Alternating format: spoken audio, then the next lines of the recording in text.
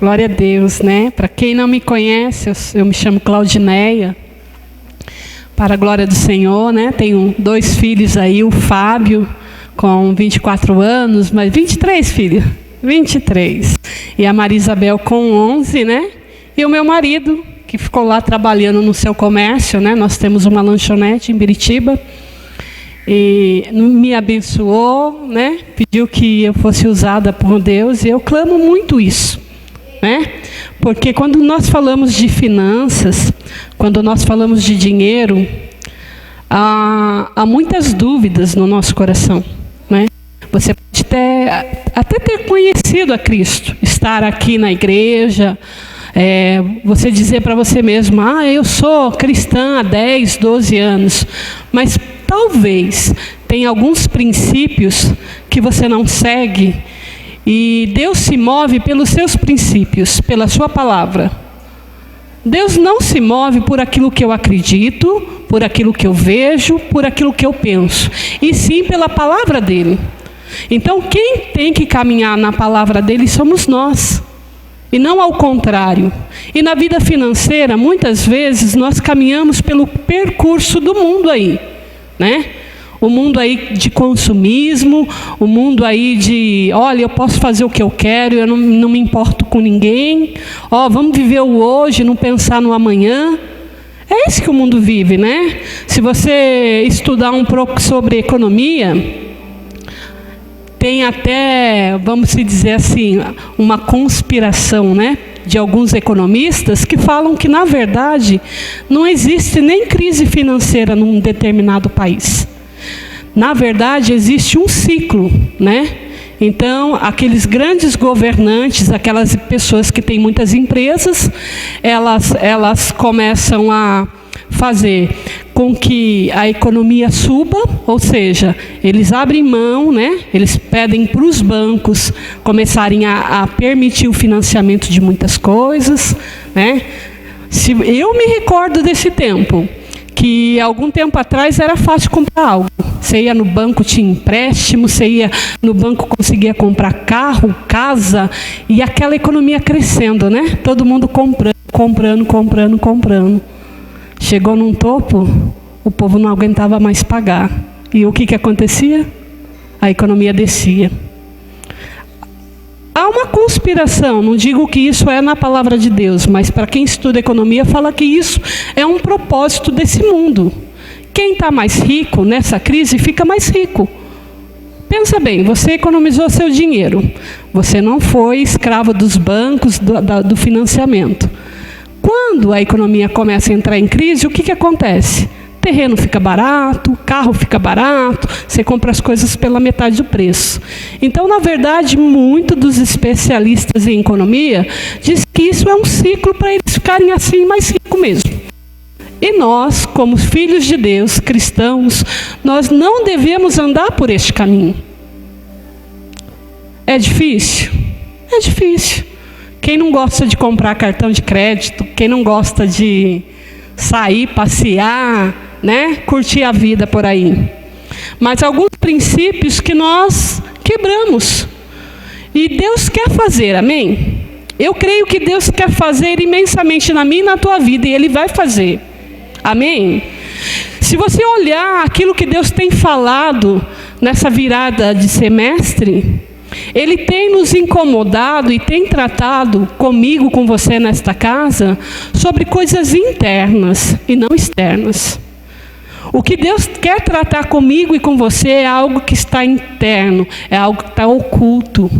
Porque a gente pode vir para a casa do Senhor, pode levantar as mãos, glorificar a Deus, ser servo de Deus, ser abençoado, mas existem algumas áreas da nossa vida que precisa ser tratada. E se Deus ministrou no coração dos líderes dessa casa sobre finanças, é isso que Deus quer tratar comigo, com você, amém? É isso que Ele deseja. Ele deseja que nós sejamos pessoas prósperas. Ter dinheiro não é pecado, não. Tem gente que vai lá para a extremidade, né? Para aquela lei lá de olha, eu não posso ter dinheiro, porque se eu tenho dinheiro... Não, dinheiro é de Deus, sim. Eu falo com toda a propriedade. Né? O meu filho fica perguntando assim para mim: mãe, se um dia você tiver muito dinheiro, o que você vai fazer? Eu vou falar: meu Deus, eu quero ter o coração em Deus até lá. Né? Eu não imagino eu chegar diante de Deus com todo o meu recurso financeiro e Deus falar: o que você fez com o teu dinheiro? Com o dinheiro que eu dei para você tomar conta? Quantas pessoas que crescem aí na vida e se esquecem de Deus? Né? Compram carros, compram isso, aquilo, não é errado não. Mas e Deus, aonde que está? Aonde que está Deus? Abrem comigo em Romanos 4,17. Amém? Glória a Deus. Diz assim, Romanos 4,17. Como está escrito. Amém? Glória a Deus.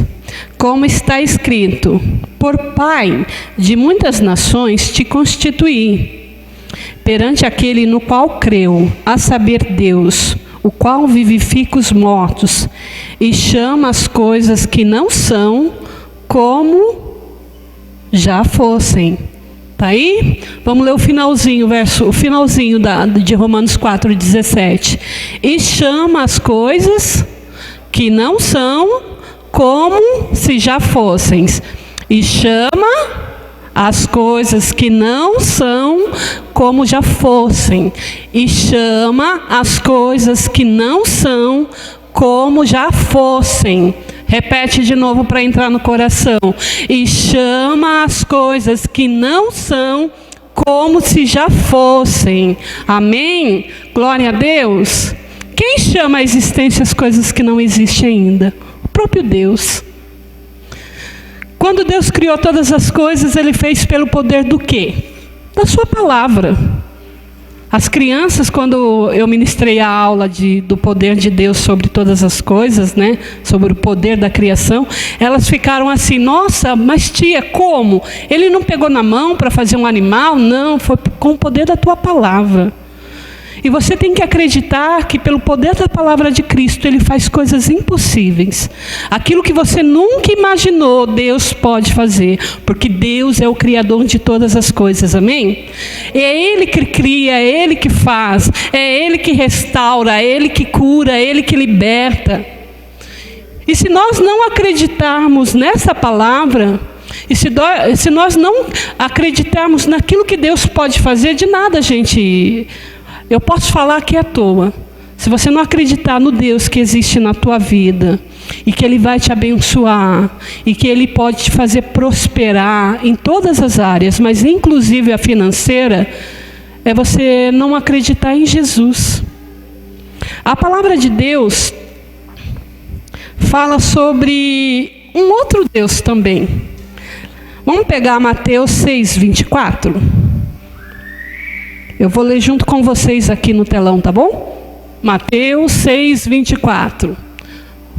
Se vocês quiserem ler no telão também, ó.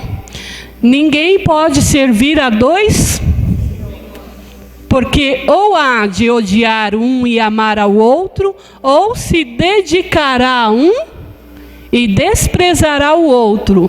Não podeis servir a Deus e a Mamon. Aqui Jesus coloca Mamon como um Deus também. E muitas pessoas acham que Mamon é dinheiro. Ah, não pode ter dinheiro. Não, é um conceito errado.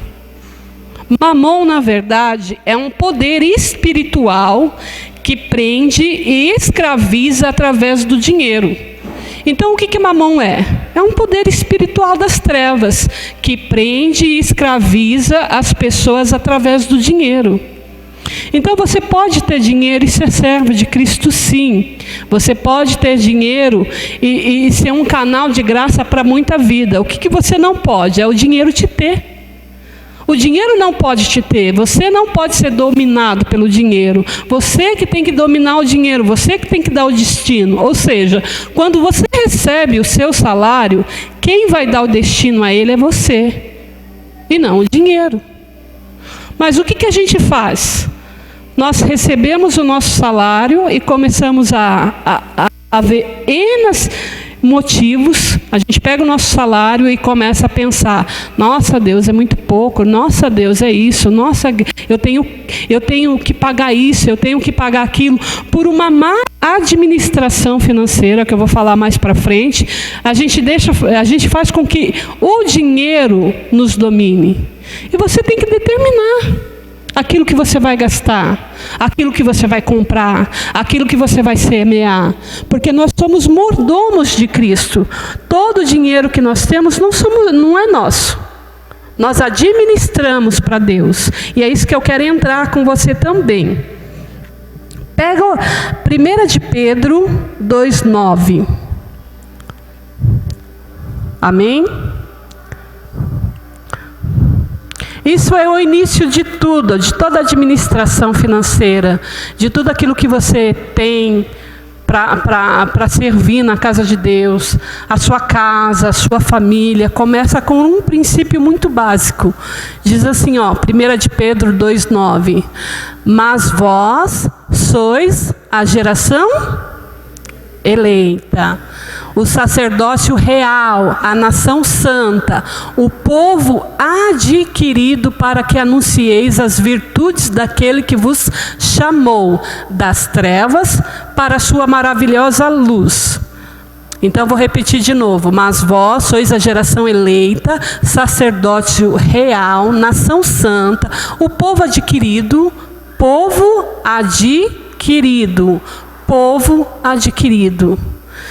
Eu e você, nós somos propriedades de Deus.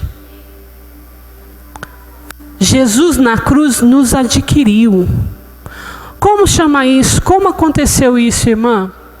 Um processo de redenção. O que é um processo, um princípio de redenção? No Antigo Testamento, quando as pessoas ficavam endividadas, por exemplo, eu estou endividada. Então, eu perdia primeiro a minha casa, o meu gado, aí eu ia perdendo as coisas, tudo isso ia em troca da dívida. Chegava a tal ponto que a minha dívida era grande que eu me tornava escravo. E também os meus filhos tornavam-se escravos. No Antigo Testamento era isso. Como que eu deixava de ser escravo? Quando vi um parente próximo de mim, a pastora Marinês era minha irmã, vamos se dizer assim, e ela viu que eu contraí um monte de dívida. E eu não tinha como pagar, então eu me tornei escravo. E ela pela misericórdia dela, ela era minha irmã, então ela pagava a minha dívida, e eu passava o quê? Quando ela pagava a minha dívida, eu ficava livre? Não. Eu passava a ser escravo de quem? Dela. Só que essa escravidão era por amor, porque ela me amava. A dívida que ela pagou nem merecia a compra de um escravo. A dívida era alta. Então ela, por amor, ela me comprou, ela me resgatou, ela me redimiu. Esse é o processo de redenção. Agora, no Novo Testamento, quem fez isso? Quem? Jesus. Nós éramos dignos do inferno. Havia uma dívida sobre mim e sobre você. E Jesus Cristo viu que nós não podíamos pagar essa dívida, porque a palavra de Deus diz que não há um sequer justo nessa terra. Não tinha como pagar essa dívida. Cristo veio e Ele nos resgatou. Agora a gente não é mais escravo de Satanás, mas nós somos livres em Cristo, mas escravos de Deus. Então, quando você entende esse processo de redenção, quando você entende que Deus te tirou das trevas e te transportou para o ministério do teu amor, você entende que tudo aquilo que você tem, tudo aquilo que você é, pertence a Cristo. Então o teu dinheiro é de Cristo. Porque se você não entender isso, você vai pegar o seu salário e vai fazer aquilo que você bem entende. Você não vai ter a dimensão de colocar o teu dinheiro na mão e falar: Senhor, isso não é meu. Isto vem de ti. Isso é teu. E eu tenho que saber a trabalhar conforme a tua vontade.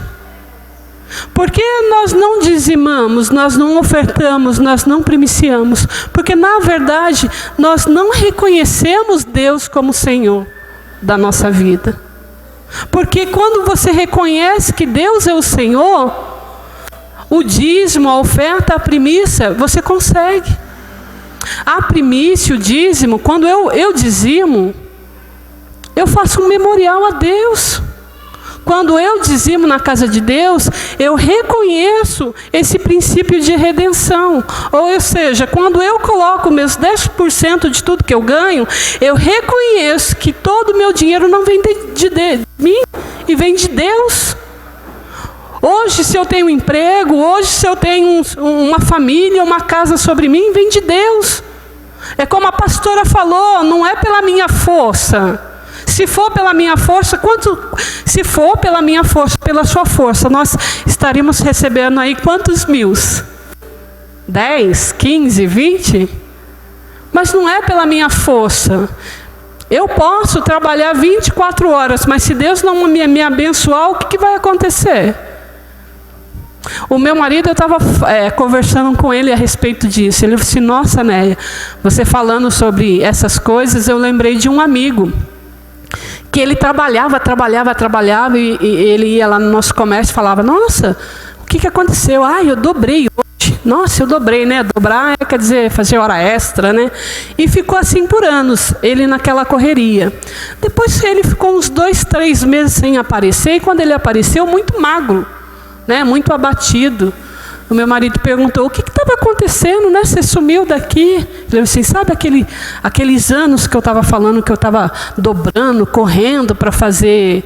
Para ele ter um objetivo de comprar algo, eu não me lembro o quê. Ele falou assim, tudo isso eu perdi em 3 meses. 7 anos de serviço eu perdi em 3 meses. Se não for Deus na minha e na tua vida, o que vai ser de nós? Se não for Deus... e você não reconhecer Deus através do seu dinheiro, o que vai ser? Ele, sem querer, quebrou uma lei. Quebrou, porque a própria palavra de Deus fala que nós temos que trabalhar, mas também nós temos que descansar. Deus não se move pelo meu princípio, pelo meu querer, e sim pelo princípio, pelo querer dele. Você pode passar os dias trabalhando e você falar assim, nossa, mas esse dinheiro aqui não está me rendendo. Não vai render, porque não está de acordo com a palavra de Deus. Não está de acordo com aquilo que Deus tem para você. Então, quando nós falamos de dízimos, nós lembramos daquilo que Deus fez por mim e por você. Eu não tenho como eu começar a falar de finanças e não falar de dízimo, de oferta, de primícia, porque é nisso que eu vivo. É nisso que eu acredito. É nisso que Deus me tirou, porque um dia eu estava em dívidas também. Quando veio a dívida sobre a minha casa, sobre a minha família, a gente perdeu muito. Eu estava conversando até com o pastor, nesses 25 anos de casado, teve época que a gente teve época que a gente não teve época que pela imaturidade a gente perdeu, por tantas coisas. Então, quando você entender que se você tem Cristo como seu Senhor e não Mamon, dizimar, não vai ser difícil. Ofertar não vai ser difícil. Primiciar não vai ser difícil. As pessoas ficam perguntando, algumas vezes fica aquela briga, ai meu Deus, primícia é de Deus, não é de Deus? Primícia é do Novo Testamento, não é do Novo Testamento? Primícia é honra. Eu honro o pastor com as minhas primícias, por quê? Porque eu acredito nessa lei. Eu acredito, no Antigo Testamento era uma oferta para dízimo, separava-se os dízimos, as ofertas e as primícias. Hoje não, hoje é dízimos e oferta, a primícia deixou de lado. Eu acredito na primícia. Olha o que diz a palavra de Deus aqui sobre primícias. No Novo Testamento, Romanos 11:16. Amém? E se as primícias são santas, também a massa o é. E se a raiz é santa, também os ramos são. Para mim, primícia santifica tudo aquilo que eu vou fazer durante o mês. Conforme o teu coração, amados, né? Não é obrigação? Não, não é, mas é honra. Então, quando eu dizimo na vida do pastor, eu vejo e eu sinto a alegria de como eu tivesse ganhado um presente. Eu fico feliz quando eu primicio. Por quê? Porque para mim é honra, para mim é gratidão, para mim é entender que no meu primeiro dia de serviço, o meu primeiro dia, eu lembro da misericórdia, da graça e do favor de Deus. Eu lembro disso. Quando eu estava orando por essa pregação, Deus me mostrava, sabe, um lamaçal, um mar de lodo. E eu vi algumas pessoas nesse mar de lodos. E eu lembrei de uma situação que quando eu fui pescar com meu filho, e a barragem, né, o rio secou e formou aquele lodo. Por cima, ele era bem seco. E quando ele pisou, afundou mesmo, sabe? E ele estava de chinelo e tentava pegar o chinelo. E quanto mais ele se mexia, mais ele afundava. E foi engraçado isso, porque ele voltou todo sujo, mas Deus me recordou disso. Será que na tua vida financeira, você tem vivido esse mar de lodo? Você tem patinado e não tem saído do lugar? Você precisa reconhecer que Deus também é um Deus na sua casa e na sua finança. Você tem que reconhecer e quando você pegar o dinheiro em mãos, perguntar para Deus, qual é o destino que eu vou dar para aquilo que o Senhor me deu? Qual é a fonte? Qual é o teu favor? Porque nós pegamos o dinheiro e da mesma forma que a gente pega no banco ou recebe lá, a gente já vai distribuindo. A gente não para pensar, né? Aonde que eu estou errando, Deus? Aonde que eu estou arrependo de Ti? Tudo que temos pertence a Deus. Tudo que faço tem que glorificar Deus, inclusive o meu dinheiro. Porque se eu não aprendo que tudo aquilo que eu tenho glorifico a Deus, tudo aquilo que eu faço glorifica a Deus, eu vou pegar o meu dinheiro e gastar de maneira que for. A palavra de Deus fala que quem empresta se torna escravo daquele que emprestou. Quem empresta, ou seja, quem toma emprestado se torna escravo daquele que empresta. Provérbios 22:7. Só para a gente concluir que não é minha palavra, mas sim a palavra de Deus.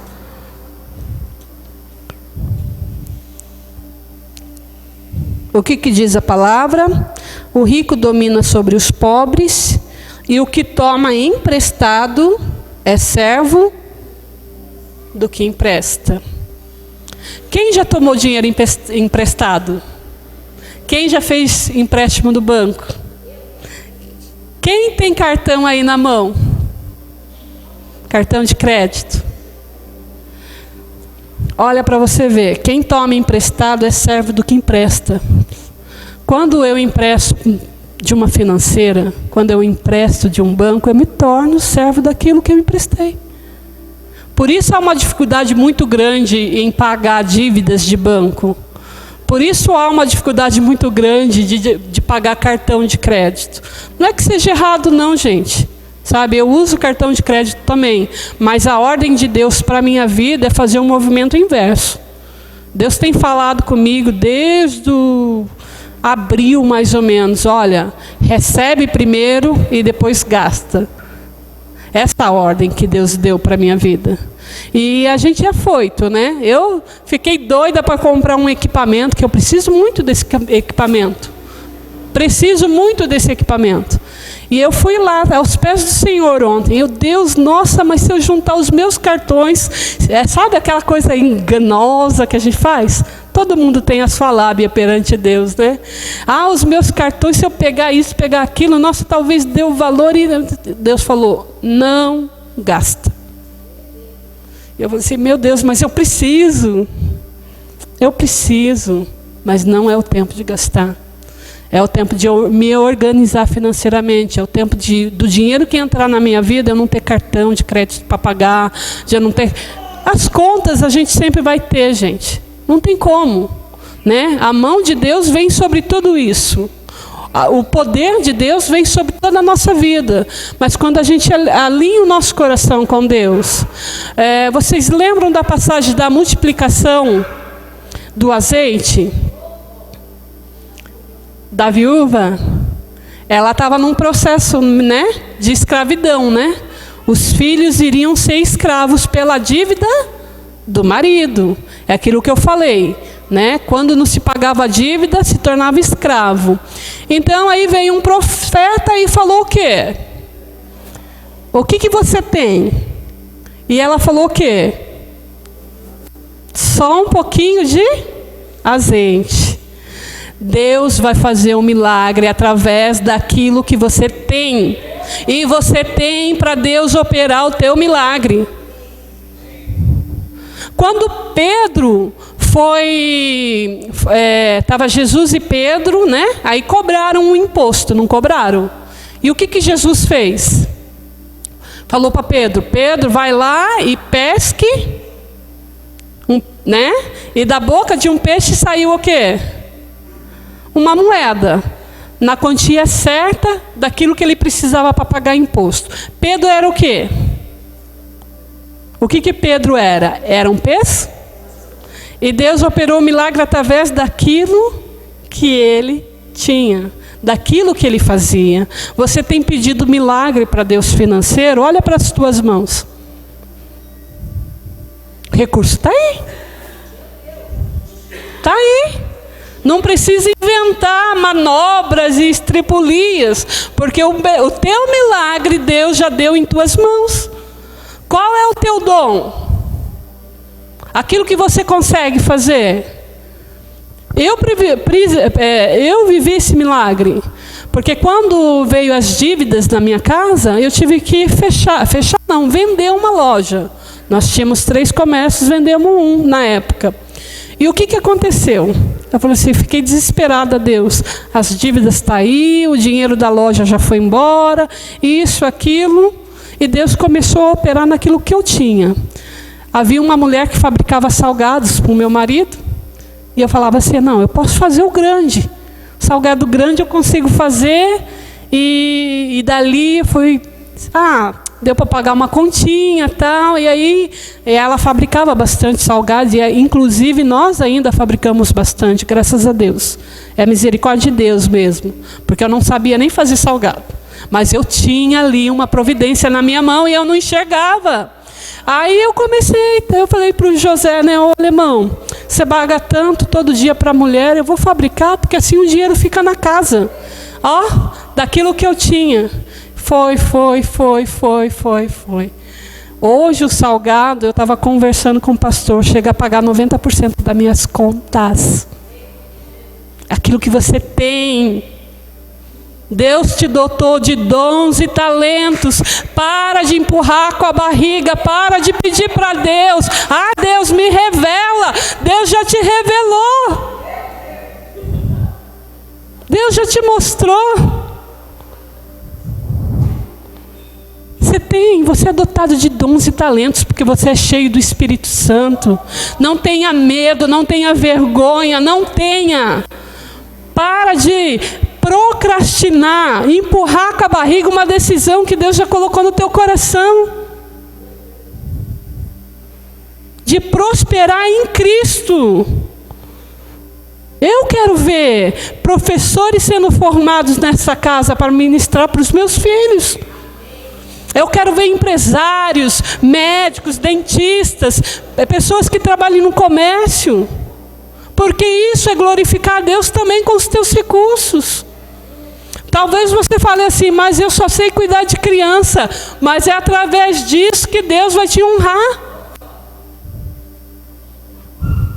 E aconteceu isso na minha vida, aconteceu isso na minha casa. Eu ficava pedindo a Deus, Deus faz o teu milagre, Deus, manda um anjo, Deus está aqui. Vai lá pescar. Vai lá. O que você tem nas tuas mãos?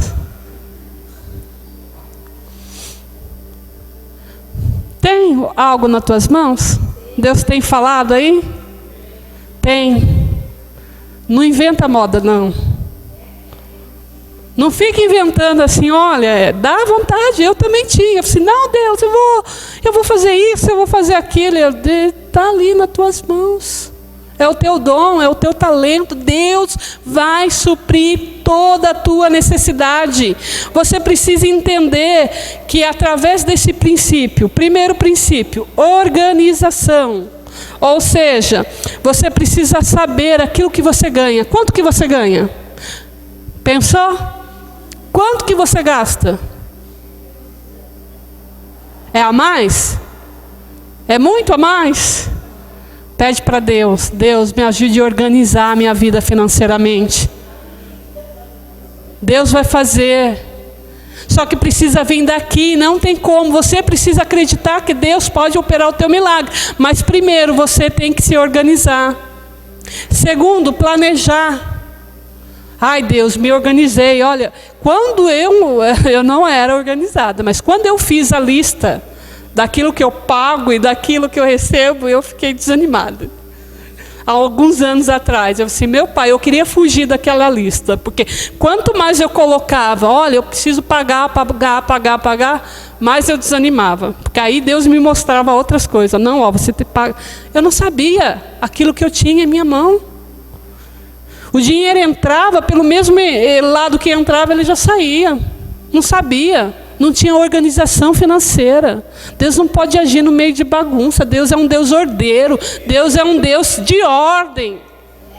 Se você pegar o seu dinheiro e não saber para onde que vai ser, ai, irmã, recebi dia 5, dia 10 já não tem mais nada. Mas você sabe aonde que você está indo? Você sabe aonde que você tem gastado? Você não sabe, se organiza. Deus quer fazer sim, vai operar, mas a organização é essencial para o milagre acontecer. Olha a mulher lá da multiplicação. Pega as vasilhas, toma emprestado, põe de lado aquela que já estava cheio. Organização.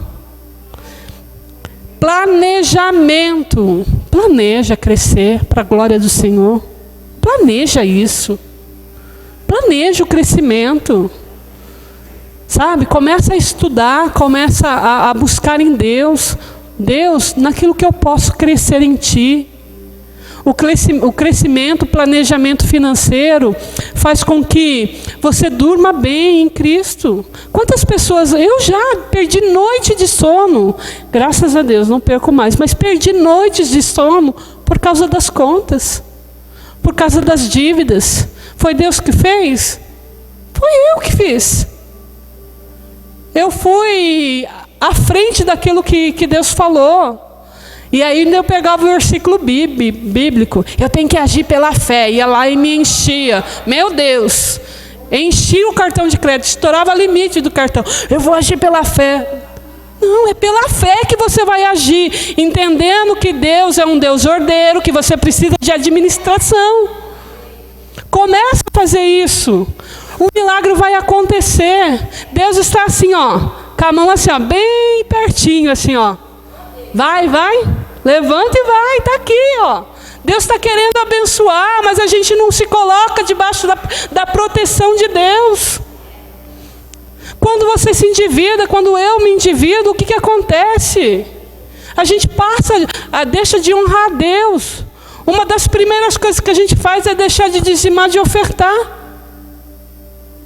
É isso. E o diabo quer fazer com que eu e você, passe a vida a ser escravo do dinheiro e não escravo de Cristo. Organização, planejamento e execução. Você se organiza? Não. Se organiza? Não. Mas vai se organizar em nome de Jesus. Você planeja? Amém. Então falta organização. Organização, planejamento e execução. Para de ter medo. Para de procrastinar. De deixar para amanhã. Ah, mas eu acho que amanhã. Mas se Deus falar comigo, Deus já está falando. Para. Deixar para amanhã, isso não é de Deus, é procrastinar. Ou seja, o eterno ato de ficar adiando para amanhã. Pega as suas contas, coloca no papel, ora a Deus, pede perdão a Deus. Quando eu estava estudando essa palavra, eu assim, Deus, eu preciso ser muito mais fiel a Ti, Deus. Eu preciso ser mais fiel a Ti ainda. Eu preciso honrar ao Senhor em tudo que eu tenho, mas com o dinheiro também. Então planeja aquilo que Deus tem para você. Há um recurso na tua mão já. E execute, não tenha medo. Porque quem tem medo não anda. O medo paralisa. O medo faz você ficar frustrado. O medo faz você ficar ali, quietinho. Ah, não, e se eu der um passo? Dê um passo de fé. Aí sim a fé verdadeira, a fé salvífica. Você tem que acreditar que Cristo está contigo. Em todas essas coisas, organização, planejamento e execução, você tem que ter gratidão, fé e semeadura. Não adianta de nada se eu não ser eternamente grato. Talvez você fale assim, mas meu emprego não condiz, meu emprego é muito pouco. Seja grato por aquilo que Deus te deu. Seja grato por tudo aquilo que você recebe. Seja grato pela tua casa, seja grato pelo teu marido. Seja grato. Gratidão gera recompensa. Tenha fé que Deus vai mudar essa história. Tenha fé que se você estiver endividado, Deus vai te tirar. E semeie. Sempre, em todas as palavras, o Senhor fala que primeiro a gente tem que dar para depois receber. É um princípio. Semeie. Semeie um bolo, um café, chame um amigo. Semeie na vida dos pastores dessa casa. Semeie. Não falo de dinheiro só, não. É semeadura em tudo. Em tudo. Ah, talvez você não tenha o valor que você queira dar, mas, ai Deus, eu quero dar R$10 para a Cida. Não tenho, eu tenho semeie. Não deixa de semear na vida das pessoas, e Deus fará. Há uma unção muito grande. Eu acredito muito em tudo aquilo que é falado nesta casa, eu descanso no Senhor. E Deus tem falado que Deus vai fazer, e Ele vai fazer. Ele vai operar. Você precisa tirar do seu coração essa mentalidade de que Deus não pode te prosperar. Que essa dívida ou essas contas vão ficar para sempre. Como eu falei, quando Deus falou para mim eliminar os meus cartões, ainda eu falei para o pastor Daniel, pastor, eu estou fazendo um rumo ao contrário, e está meio difícil, né? Você receber para depois comprar. E a gente geralmente compra no cartão e depois recebe. Mas ele falou assim, não, mas é esse que é o certo. Sabe, eu não quero ser escravo de cartão, eu não quero ser escravo de banco nenhum. Já fui um dia, sabe, paguei juros altíssimos. E é engraçado que para o cartão de crédito a gente paga juros, mas os juros do cartão chegam a 5% e a gente não dá 10% para Deus. A gente não dá 10% para Deus e reclama, como se o dinheiro fosse nosso. Ai, o meu dinheiro não é meu, é do Senhor. Vamos ficar de pé, igreja? Eita, Senhor. Eu quero que você... Glória a Deus, glória a Deus, glória a Deus. Deus falou com você, mas falou comigo primeiro. Pensa na chapuletada que eu recebi antes. Ah, Deus, mas Deus é muito bom. Eu acredito, sabe? Que quando Deus fala e a gente recebe, sabe? O céu se abre. Há uma provisão de Deus sobre a sua vida, sobre a sua casa. Você precisa acreditar que Deus pode fazer muito mais daquilo que você sonhou e imaginou. O diabo tem tentado fazer com que você desanime, causando preocupação, causando angústia. Você tem se perguntado a Deus, mas por que essa situação financeira, Pai? Porque essa situação, se tem sido fiel a Ti, Deus pode operar e vai operar nesta noite. Aquilo que você tem clamado a Deus, uma providência financeira. Aquilo que você tem clamado, acredita, Senhor, eu quero receber de Ti. Senhor, eu reconheço, Pai, que muitas das vezes o dinheiro, Senhor, Jesus, eu usei de uma maneira errada. Eu reconheço que não tenho sido um mordomo fiel. Eu tenho pego meu dinheiro, Senhor, e gasto com coisas que não preciso. Senhor, eu reconheço diante de Ti que eu não tenho olhado para os recursos que o Senhor coloca em minhas mãos de uma maneira santa, entendendo que é providência do Senhor. Pai, em nome do Senhor Jesus, me perdoe por todas as vezes, Pai, que eu agi pela ansiedade, todas as vezes que eu comprei pela compulsão. Senhor Jesus, eu comprei, Senhor, coisas que não vêm a mim. Eu desejei e almejei coisas que o Senhor não quis para mim. Senhor, perdoa a minha hipocrisia. Perdoa pelas vezes, Senhor Jesus, que eu menti a respeito do dízimo, de oferta, de primícia. Senhor, em tudo me ensina. Em tudo me ensina, Senhor, e eu entrego em Tuas mãos os recursos financeiros que o Senhor tem para mim. Senhor Jesus, eu clamo a Ti a Tua provisão para a Tua casa, Senhor. Senhor, eu quero profetizar sobre a vida dos ministros, Senhor, dos pastores desta casa, Pai, que tem, Senhor Jesus, lutado, Senhor Jesus, pela Tua palavra. Que toda obra, Senhor, de Satanás, todo desânimo, todo cansaço, em o nome do Senhor Jesus eu repreendo. E eu profetizo, Senhor Jesus, um milagre financeiro na vida de todos os pastores desta casa, Senhor. Que toda hipocrisia caia por terra, Senhor. Eu, como serva de Ti, como ovelha desta casa, Senhor Jesus, eu quero ver os meus pastores, Senhor Jesus, com muito mais além daquilo que eu posso imaginar, Senhor. Eu profetizo a Tua provisão sobre estas famílias, Pai. O Teu cuidado sobrenatural. Nós veremos o Teu cuidado sobrenatural sobre a vida dos pastores, em o nome do Senhor Jesus. E vem, Senhor Jesus, sobre toda a casa, sobre todas as pessoas que aqui estão, Pai. Vem com o Teu milagre. Vem com o Teu milagre, Senhor. Vem, Senhor, com o Teu milagre.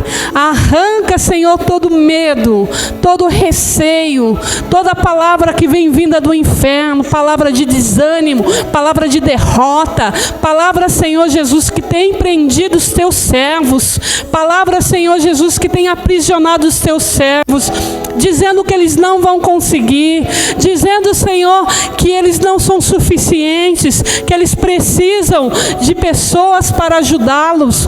Senhor, nós somos suficientes em Ti. Nós somos suficientes em Ti. Em o nome do Senhor Jesus. Em o nome de Jesus, Pai. Oh, santo, santo, santo, santo, santo.